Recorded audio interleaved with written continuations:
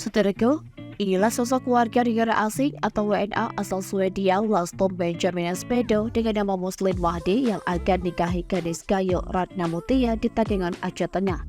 Pasalnya WNA Swedia ini berhasil mengambil hati Mutia yang merupakan gadis Gayo dari Takengon, Aceh Tengah.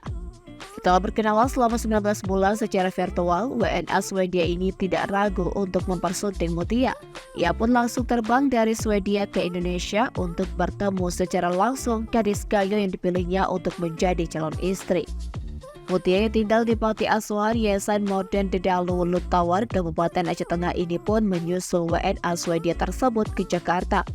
Dari Jakarta, Mutia membawa WNA Swedia ini ke Takengon. Disinilah pria bernama Laston Benjamin Espedo ini memeluk agama Islam. Hal ini menunjukkan kesungguhan dari WNA Swedia ini untuk menikahi gadis Gayo yang segera akan mereka langsungkan pada 4 September 2023 mendatang.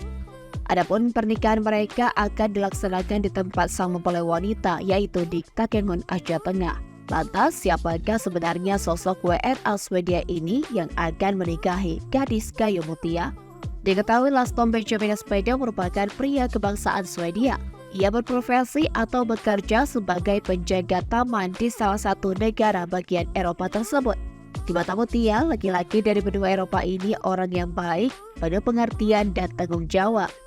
Mutia dan Espedo saat ini tengah mengurus keperluan pernikahan di KUA Lutawar, Aceh Tengah.